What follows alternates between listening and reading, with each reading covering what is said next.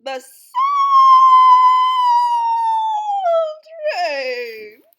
60 non-stop minutes across the tracks of your mind into the exciting world of soul.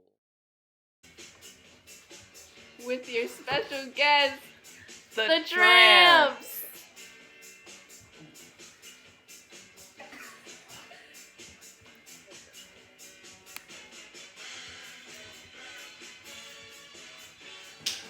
And ABBA! ABBA!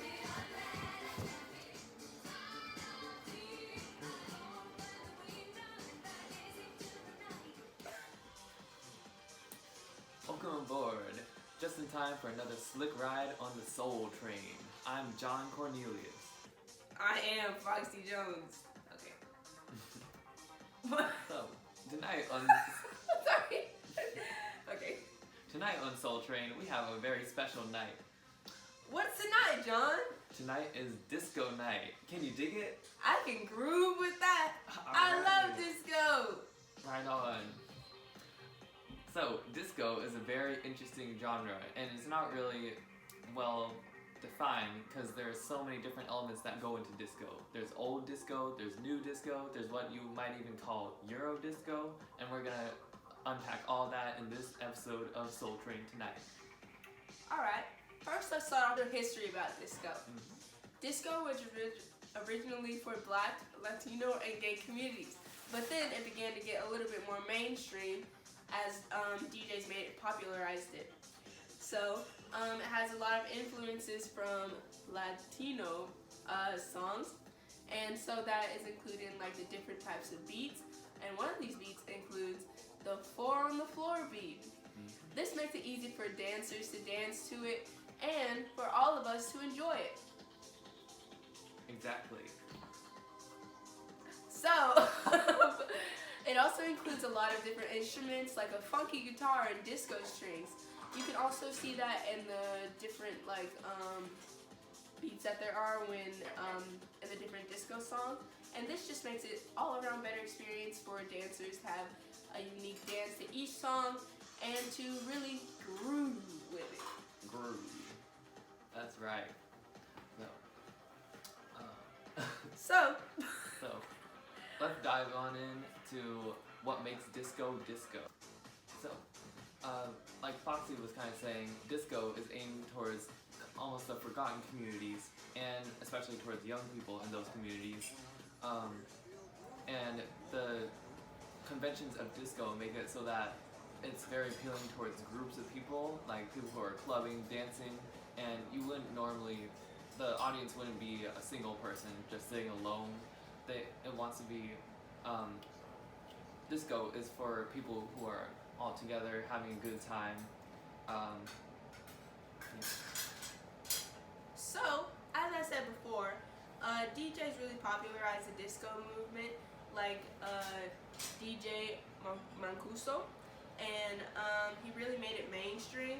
And other labels like Motown kind of picked it up and produced songs that were similar to the disco, and artists like Diana Ross, who created a lot of disco songs. And Yeah, a little bit later, when disco became more heard because of those DJs, it kind of traveled over to Europe, where it was popularized and kind of changed to make it appeal to different audiences. And so that's really the difference between the disco produced in America and the disco in Europe. That's just one of the differences that we see. We'll get into that a little bit later Yeah. when we hear our guest artists. Guest stars. We see that in many of the disco songs, where people are telling the artists are telling the audience to like dance and boogie down, which is something that I know all y'all love to do in the club. So that's why disco is perfect for dancers, and it's shown through the lyrics of the song. Right. So the people who produce this disco music, they want people to get up and dance. They don't want anyone slouching or anything like that, you know? So they try to influence these people by putting their ideology the song. Like they want all the songs talk about dancing. So of course, people are gonna start dancing when they hear this music, which is a really important part of disco. And this goes along with the narrative part of the story because it's just narrative of like, in Disco Inferno, for example, the artists, the Tramps, are telling the audience that the disco and the dancing is so crazy that the whole building almost burned down. And so it really just shows how disco is supposed to be and how powerful it's supposed to be, which is just shown through like the Disco Inferno and how it could cause so much chaos. Disco chaos. Right, there's so many symbols that represent the raw emotions of disco. There's the inferno, like fire, that's a very big symbol for disco. There's disco fever, that's also represents passion and like super high emotions. Alright. Also in disco songs, we see a lot of strong beats and high tempo beats, and also in the middle of the songs we also see a little bit of a dance break. This is where the artists really limit their lyrics and make it so it's easier for the audience to focus on dancing instead of like singing along with the lyrics, which we really see, which really shows that it's kind of more about dancing. This goes more about dancing than just like singing along with the lyrics or something that you would listen to when you're just like trying to sing. That's right. And that is a reflection of how some people thought that disco was kind of a counterculture movement against the rock movement, which was also very popular in the 70s, and that was more lyric based, and people paid attention more to singing along to the rock songs and listening to that message, and disco is more about the feeling that you have, more about that raw emotion, like I said, and just feeling the music in the moment. Also, going along with how disco is about like feeling and emotion, a lot of disco songs also like are centered around emotion, like love or like happiness, and it's just like very high energy instead of like being slow songs, which is better for the dancers and just like invokes a more high energy emotion instead of like an angry or like sad, which is not good for dancing. Not good for boogie. That's what you call a fry.